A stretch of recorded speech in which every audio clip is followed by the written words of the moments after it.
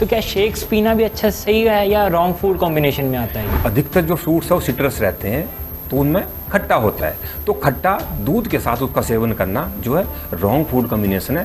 शहद को गर्म करके लेना विरुद्ध आहार है। शहद और घी को बराबर मात्रा में लेना ये भी रॉन्ग फूड कॉम्बिनेशन है। गर्मियों में शहद खाना ये भी विरुद्ध है, विष के रूप में वो काम करता है। घर में आकर ठंडा पानी पी लेते हैं बर्फ वाला, तो क्या ये पीना सही होता है या नुकसानदायक है? ये आप एक हॉटेस्ट इन्वायरमेंट से आ रहे हैं और आप कोल्डेस्ट पानी पी रहे हैं तो बिल्कुल गलत है, ये विरुद्ध है। हाँ, इसको ऐसा कर सकते हैं कि आप हॉटेस्ट इन्वायरमेंट से आए, आप आइए, आप ताज़ा पानी पी ले लीजिए। ऐसे खाना है जैसे आप पानी पी रहे हो और पानी को आपने ऐसे पीना है जैसे आप खाना खा रहे हो, उसको चबा चबा करके खाने को आपने खाना है। आजकल के समय में बहुत सारी बीमारियों का कारण खाना खाते हो मोबाइल का इस्तेमाल करना है या मोबाइल का ज़्यादा इस्तेमाल करना है। जब एक्सट्रीम चीज़ों का हम सेवन करेंगे तो वो विरुद्ध है और वो दोषों को प्रकोपित करती है, धातुओं का नाश करती है, बीमारियों को पैदा करती है। विरुद्ध आहार विहार का मतलब गुणों का विरुद्ध होना नहीं है, आपके शरीर में जाकर के जो शरीर का नुकसान करे वो विरुद्ध है।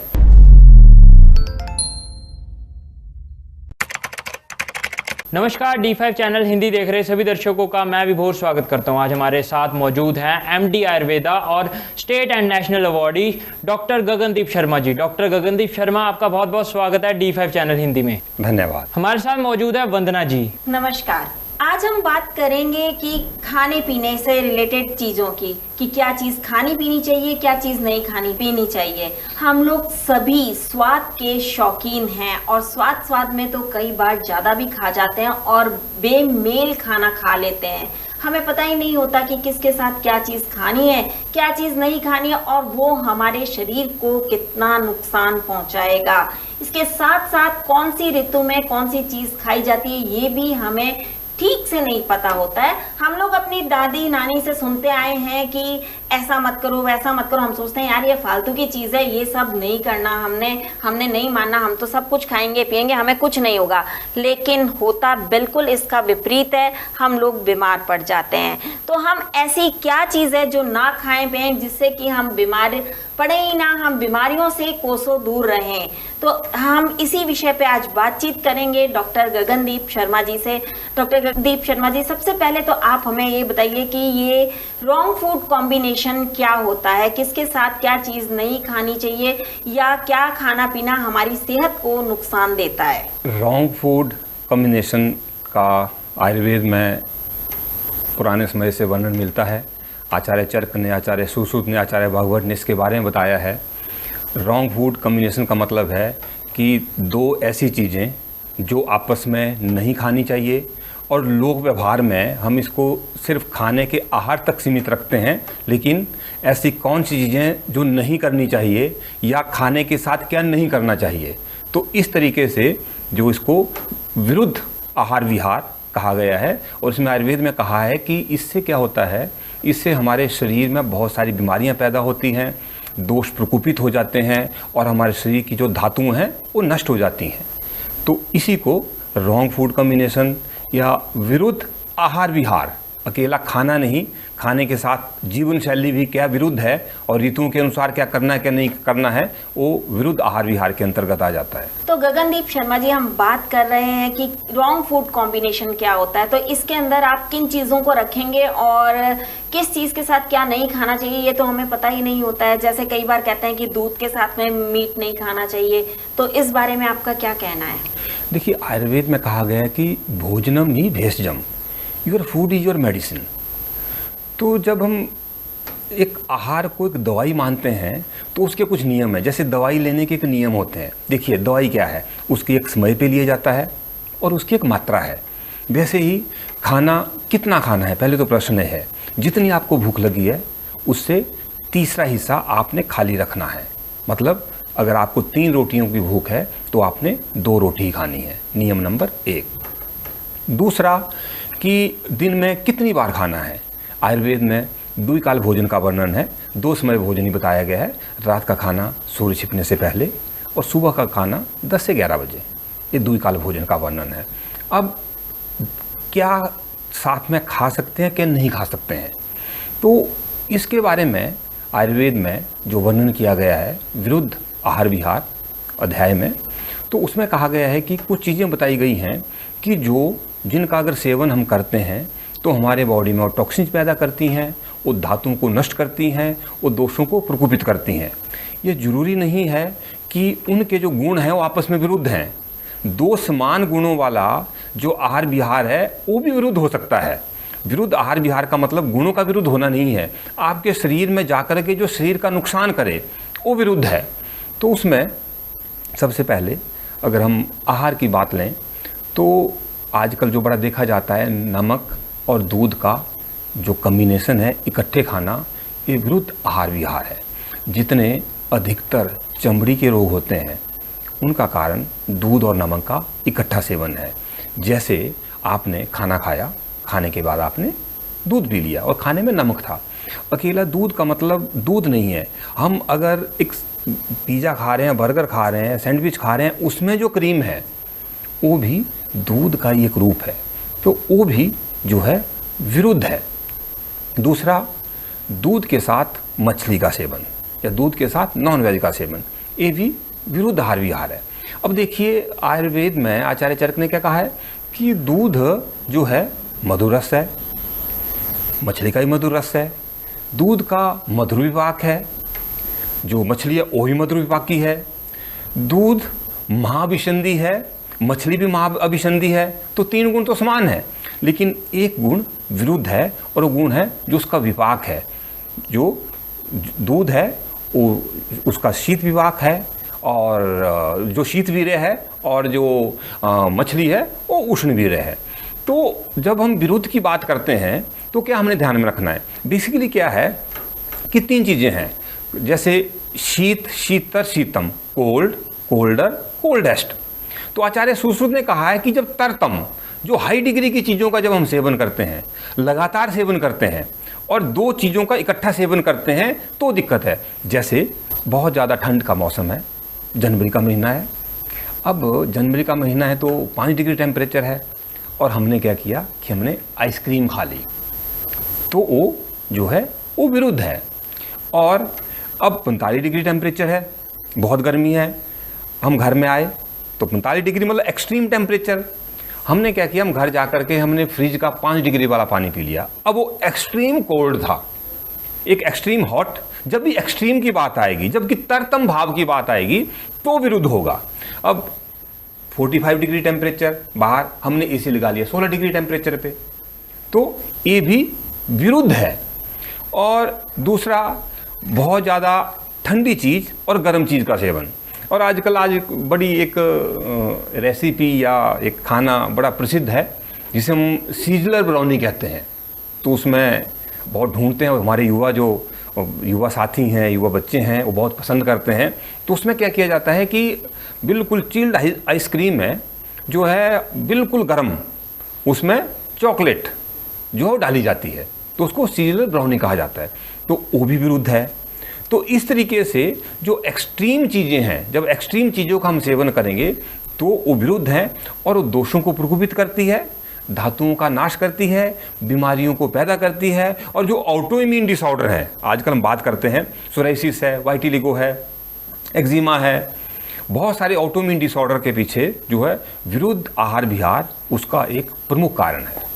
मतलब कि खास तौर से जब आप शादी ब्याह में जाते हैं तो उस वक्त आपको आइसक्रीम के अंदर गुलाब जामुन डाल के नहीं खाना चाहिए, क्योंकि गुलाब जामुन गरम गरम होता है और आइसक्रीम बिल्कुल ठंडी होती है।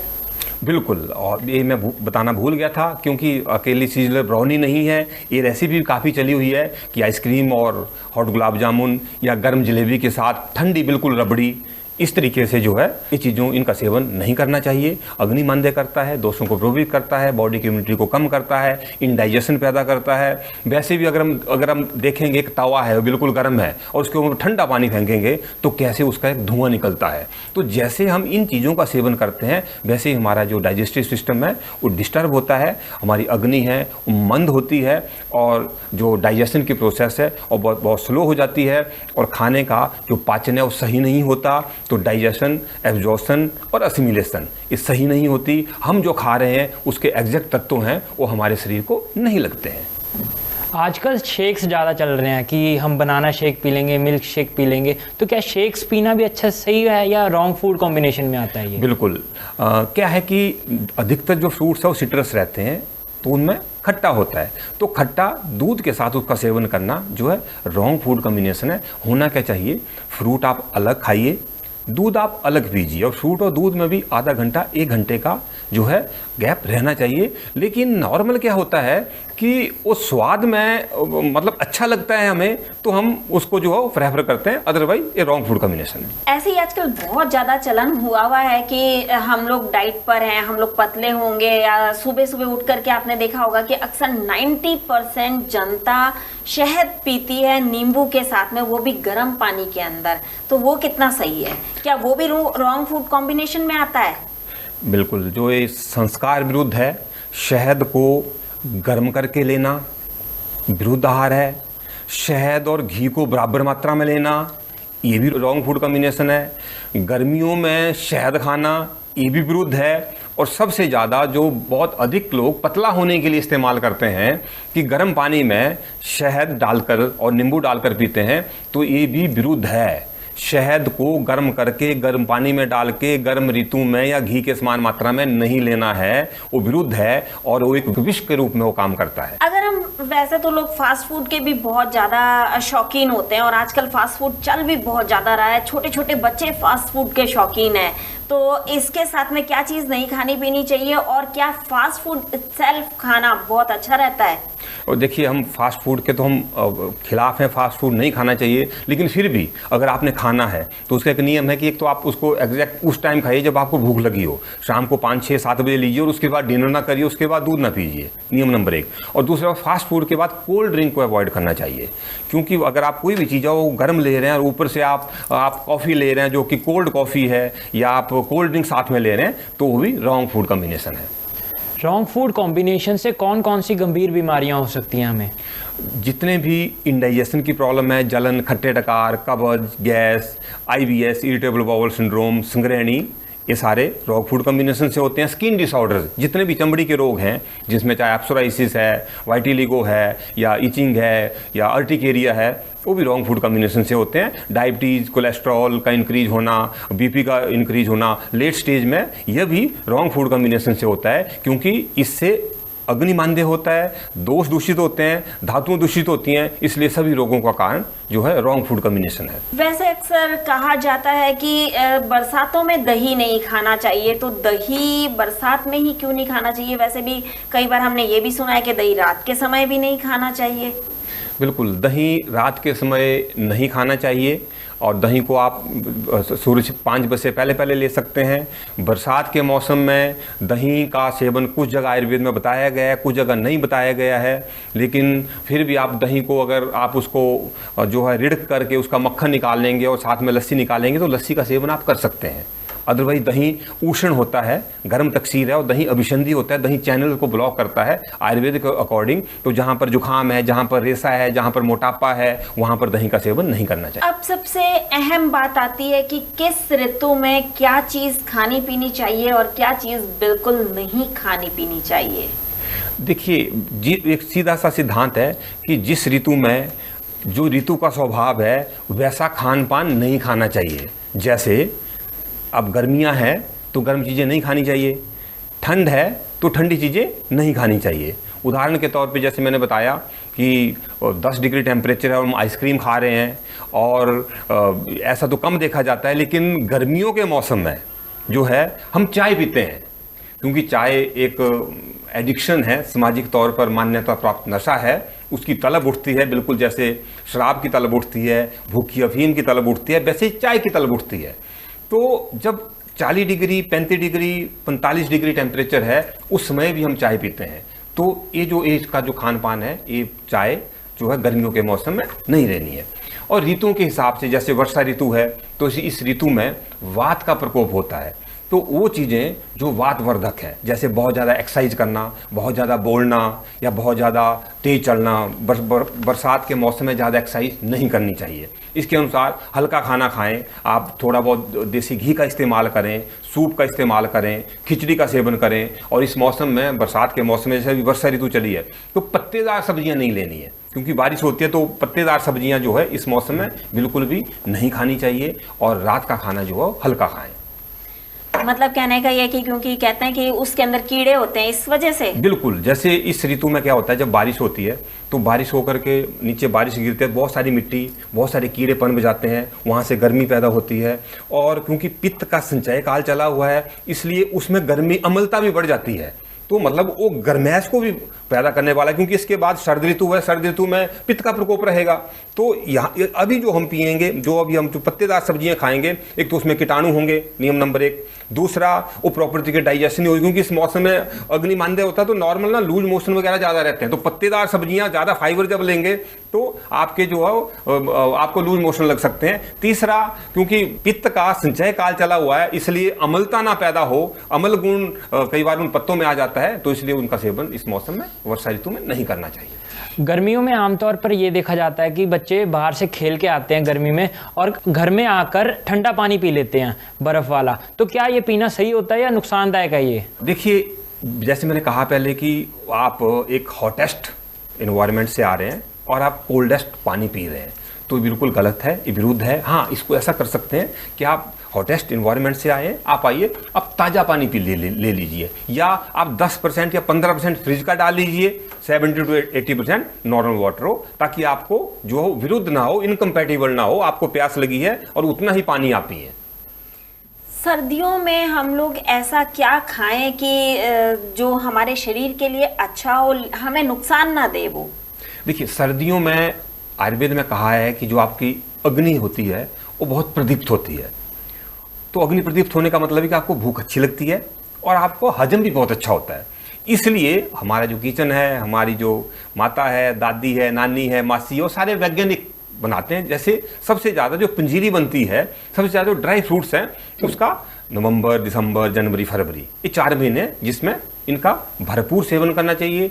देसी घी का सेवन भी करना चाहिए एक मात्रा में। लेकिन इसी के साथ साथ आपको, क्योंकि बल बहुत मजबूत होता है, आपको एक्सरसाइज भी करनी है, आपको रनिंग भी करनी है, आपको प्राणायाम भी करना है, आपको जिम भी जाना है, आपको योगा भी करना है। तो खाना भी दबके है, लेकिन कसरत और एक्सरसाइज भी करनी है, ताकि हम उसका वो मेटाबॉलिज्म सही हो सके, वो डाइजेस्ट अच्छा हो सके। क्योंकि अगर आपने बॉडी की इम्यूनिटी बढ़ानी है तो सर्दियां सबसे अच्छा है। हमारे लाइफस्टाइल और फूड कॉम्बिनेशन का क्या कनेक्शन है?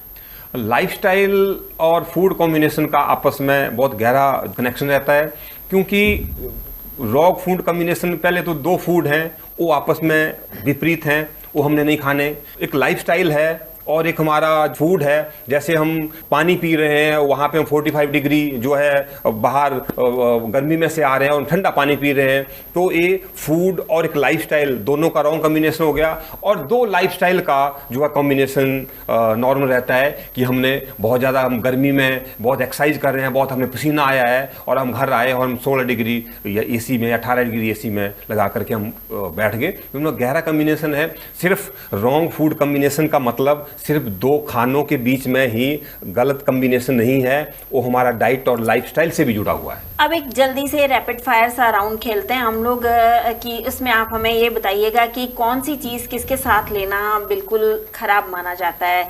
जैसे कि दूध के साथ नमक नहीं लेना है।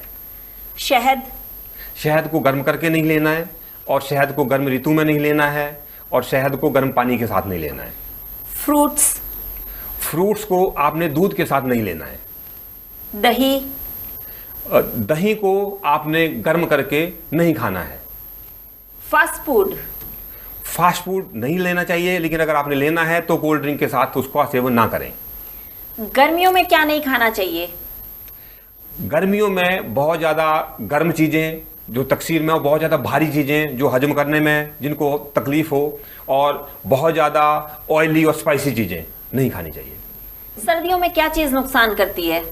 सर्दियों में बहुत ठंडी चीज़ नुकसान करती है, और बहुत ज़्यादा भारी चीज़, ज़रूरत से ज़्यादा भारी चीज़ नुकसान करती है। बारिश के मौसम में पत्तेदार सब्जियां नहीं खानी चाहिए। तो अभी आपने हमारे बहुत सारे सवालों का जवाब एक ही उसमें दे दिया, और बहुत जल्दी दे दिया ये आपने। इसके अलावा अगर हम बात करें कि दर्शकों की, तो आप दर्शकों को क्या संदेश देना चाहेंगे? दर्शकों को मैं वही संदेश देना चाहूँगा कि भोजनम ही भेषजम, your food is your medicine. जब भी आपने खाना खाना है, बड़े आराम के साथ सबसे पहले उस ईश्वर का धन्यवाद करो, एटीट्यूड ऑफ ग्रेटिट्यूड कि जो खाना आपको मिल रहा है, हज़ारों लोगों को वो खाना नसीब नहीं हो रहा है। दूसरा, जब आप खाना खा रहे हो, खाना विद माइंडफुलनेस खाइए, उस खाने को देखिए धीरे धीरे। जब आप खाने को देखेंगे और ईश्वर का ध्यान करेंगे तो खाना एक अमृत बन जाएगा। और जब आप उसको मुंह में डाल रहे हैं तो उसको चबाइए, धीरे धीरे चबाइए। आयुर्वेद में कहा गया है कि खाने को आपने जो है चबा चबा कर खाना है। खाने को आपने ऐसे खाना है जैसे आप पानी पी रहे हो, और पानी को आपने ऐसे पीना है जैसे आप खाना खा रहे हो। उसको चबा चबा करके खाने को आपने खाना है। और खुश रहिए, प्रसन्न रहिए, योगी बने, निरोगी बने और समाज के लिए उपयोगी बने। धन्यवाद। अभी आपने बात करी कि खुश रहें, प्रसन्न रहें। लोगों को कई ऐसी बीमारियां हो जाती हैं, उसके बावजूद वो सोचते हैं कि है ना, हमें ये क्यों हो गया, हम तो अच्छे तरीके से खाते पीते हैं, हम अच्छे तरीके से उठते बैठते हैं, हमारा लाइफ स्टाइल भी अच्छा है, मगर फिर भी उनको बीमारी हो जाती है। तो उसकी क्या वजह हो सकती है? देखिए, ऐसे बहुत सारे हमारी ओपीडी में पेशेंट आ रहे हैं। पिछले 20 सालों से मैं आयुर्वेद के क्षेत्र में काम कर रहा हूँ और हज़ारों लाखों लोगों पे हमने ऐसा काम किया है, जो कि सारे टेस्ट करा चुके हैं, बीमारी भी डायग्नोज हो गई है, कुछ की बीमारी डायग्नोज नहीं हो रही है, दवाइयाँ भी खा रहे हैं, लेकिन मरीज़ ठीक नहीं हो रहा है। तो जो आपने खुशी की बात की, तो इससे भी इंटरलिंक्ड है। बेसिकली क्या है कि पहले तो हम बहुत ज़्यादा चिंता तनाव में हैं, और जब हम बीमारी हो जाती है तो उस बीमारी को हम एक्सेप्ट नहीं कर पाते।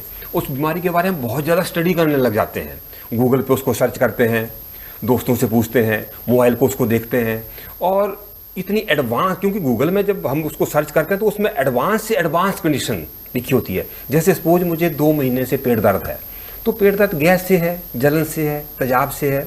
मैंने दर्द की गोली ली, मैं नहीं ठीक हो पाया, क्योंकि मुझे कब्ज भी साथ में थी, मेरी कब्ज दूर नहीं हुई।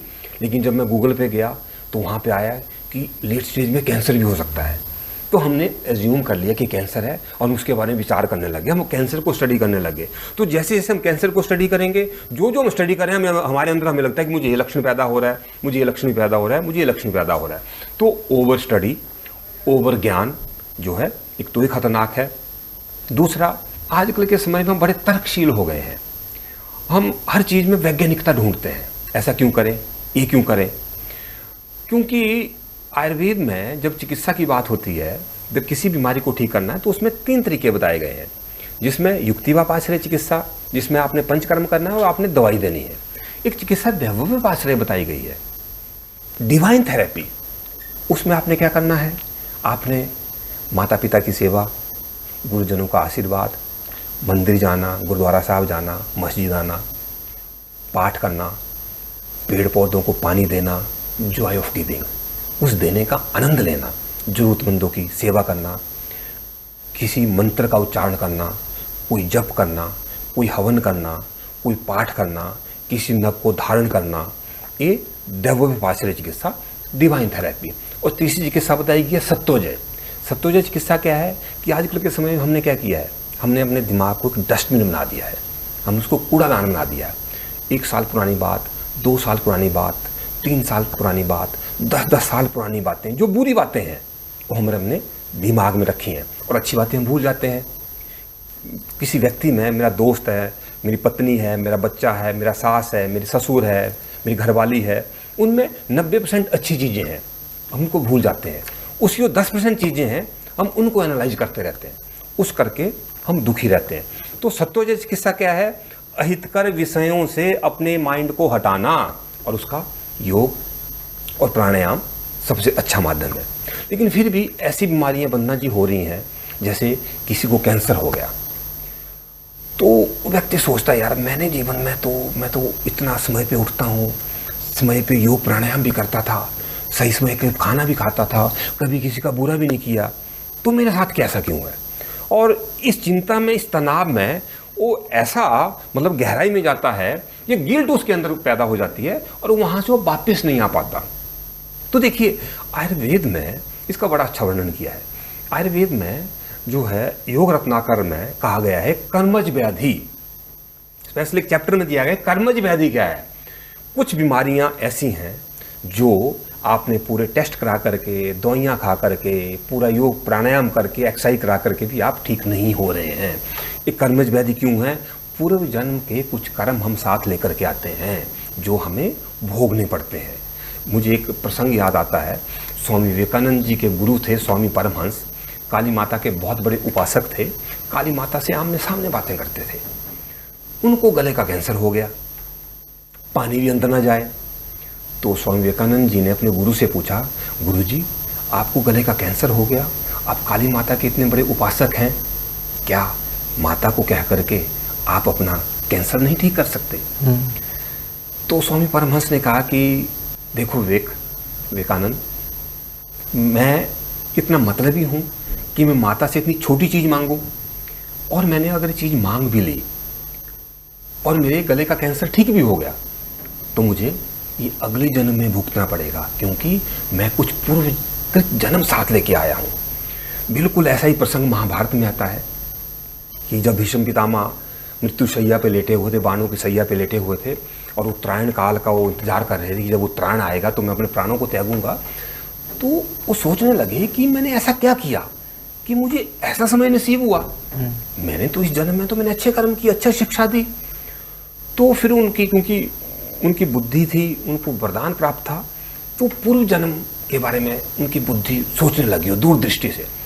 तो 65 जन्म पुरानी उनको एक दिव्य दृष्टि से उनको पता लगा कि वो रास्ते में जा रहे थे, रास्ते में उनके रास्ते में एक सांप था, तो उन्होंने तीर से उस सांप को फेंका था और वो सांप बाई चांस जो गिर गया था कांटों पर, तो कांटे उस सांप के अंदर घुस गए थे और सांप बड़े लंबे समय के बाद वो तड़प तड़प के मरा था। तो वो पूर्व जन्मकृत कर्म भोगने पड़ते हैं। अब इसकी चिकित्सा क्या है? अब बात ये आ गई पूर्व जन्मकृत कर्म, तो करें क्या? तो देखिए कुछ एफडी हमने पिछले जन्म की एफडी थी, इस जन्म में खत्म हो रही, तो इस जन्म में कुछ ऐसे कर्म करने।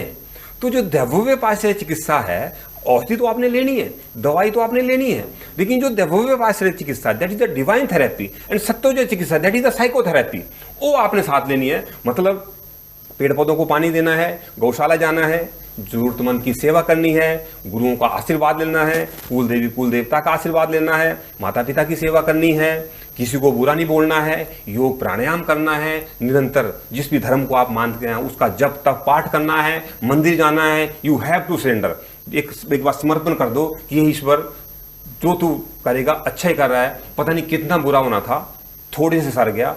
कई बार हमारे पास रोगी आते हैं कि हम वो लोग, हमारे पास जो भी रोगी आता है सामने बैठता है, उसको ये महसूस होता है कि दुनिया का सबसे ज़्यादा बीमार वही है, लेकिन अभी उस रोगी को कहते हैं कि कभी वृद्धाश्रम में जाके देखो, कभी मूक बधिरों के स्कूल में जाके देखो, कभी पिंगला आश्रम जाके देखो, कभी पीजीआई की इमरजेंसी में जाके देखो। जब आप वहाँ जाएंगे तो आपको लगेगा कि आप बहुत खुशनसीब हैं। कितने सारे लोग हैं जिनको हाथ नहीं है, कितने सारे लोग हैं जिनको कैंसर है, रोटी नहीं खा सकते, कितने सारे लोगों को रोटी नसीब नहीं हो रही है।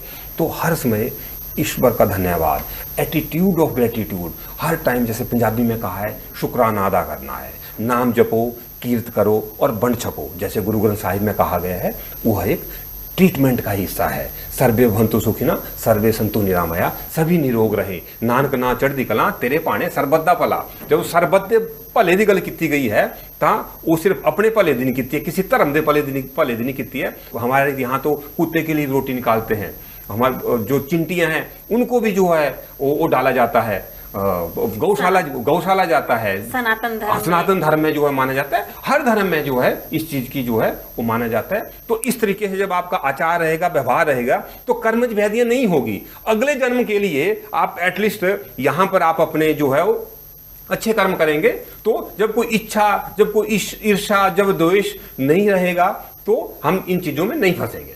जी बिल्कुल।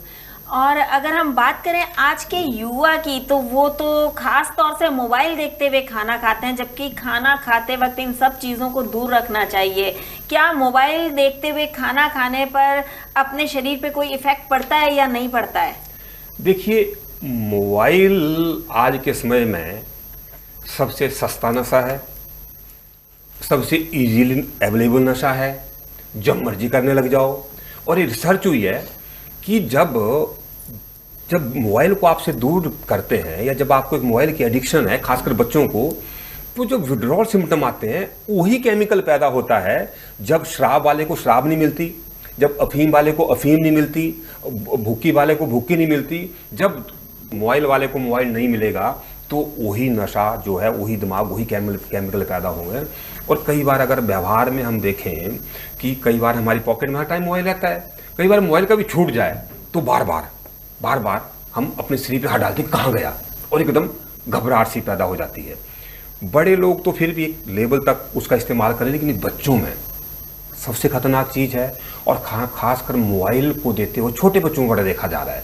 6 महीने का, साल का, 2 साल का बच्चा खाना नहीं खाता, तो माँ बड़ा इजीली एक अवेलेबल तरीका है कि आप मोबाइल लगा लीजिए, उसके मुंह में खाना डालते रहिए।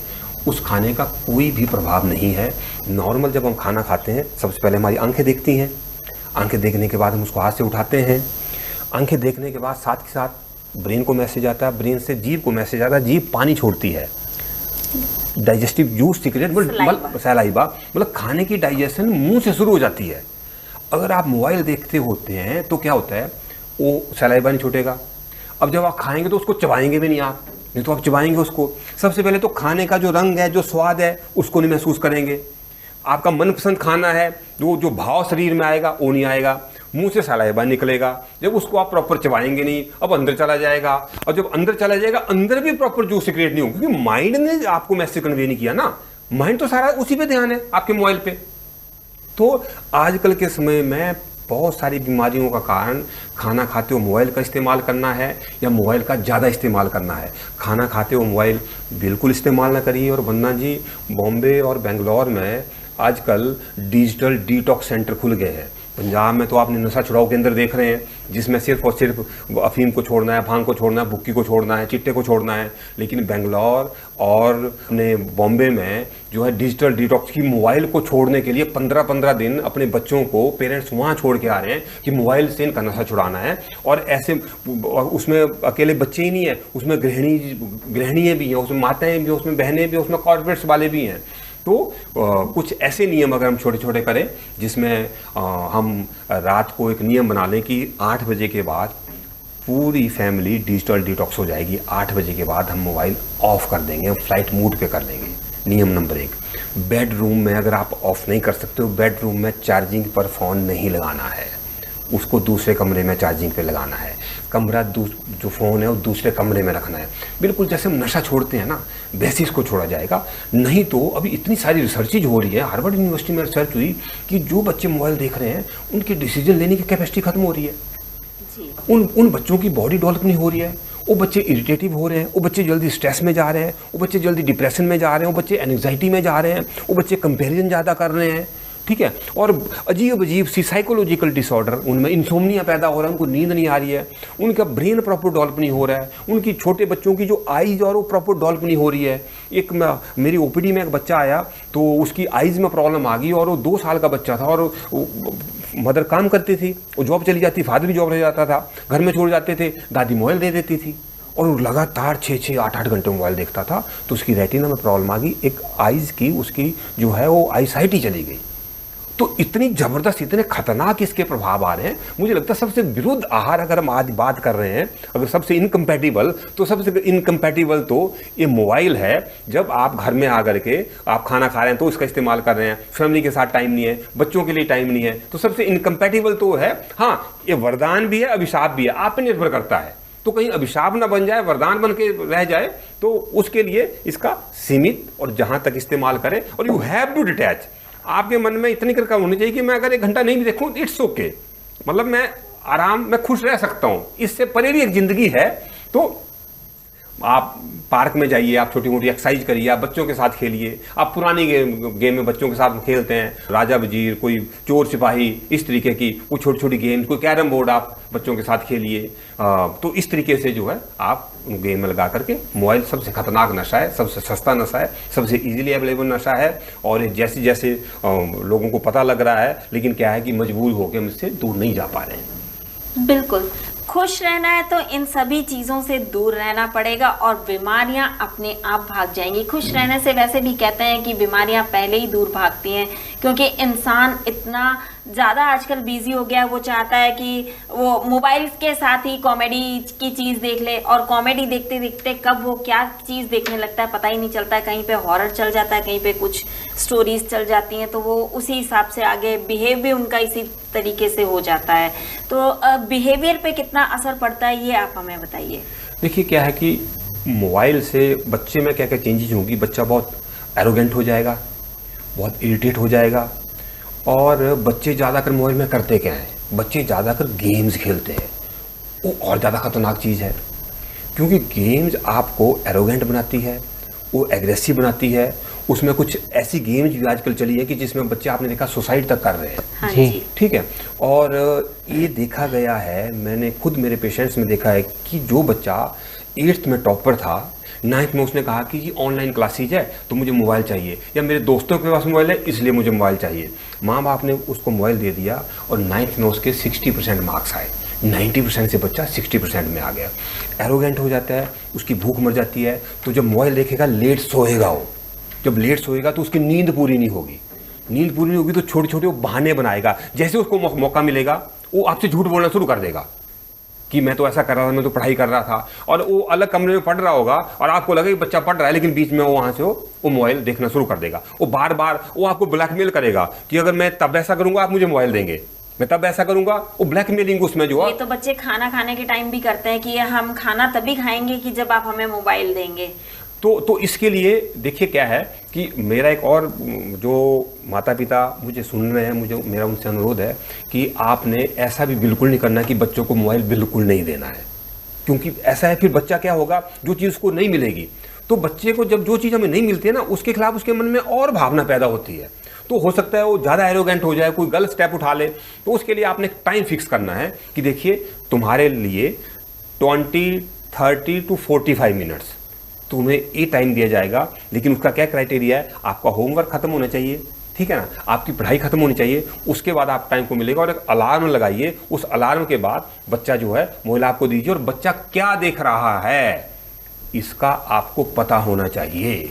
45 मिनट्स गेम के लिए नहीं देनी है। वो कोई यूट्यूब पे कोई चीज़ देखना चाहता है, कोई फेसबुक पे कोई चीज़ देखना चाहता है तो ठीक है।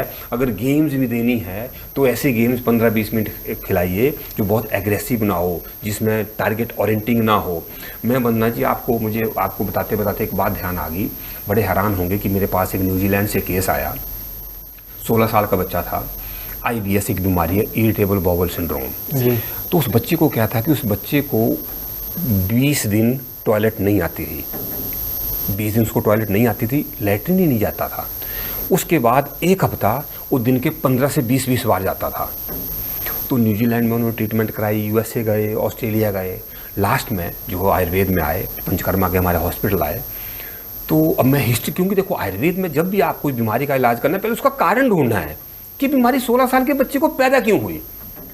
एलोपैथी ने कह दिया कि this is a autoimmune disorder. Idiopathic, there is no reason behind this, we don't know what is the pathology behind this, कि हमें नहीं पता इसके पीछे क्या कारण है।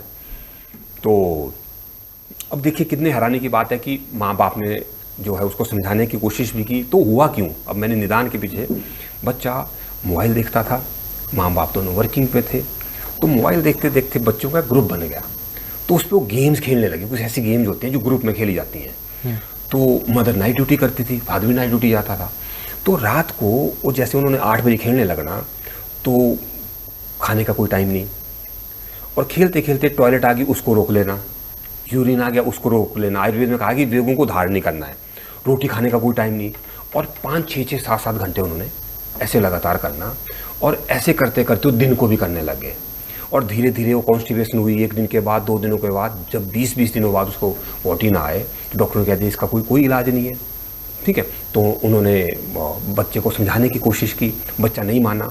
तो इंडियन लोग होते हैं, हम डांटने के बाद कोई एक आधा थप्पड़ी मार देते हैं, तो ऐसा थप्पड़ मार दिया। उसने पुलिस को फ़ोन कर दिया, पुलिस माँ बाप को उठा करके ले गई। तो उसके बाद जो है बड़े तरीके से उन्होंने टैकल किया। तो उबले माँ बाप क्या करें, कैसे समझाएं।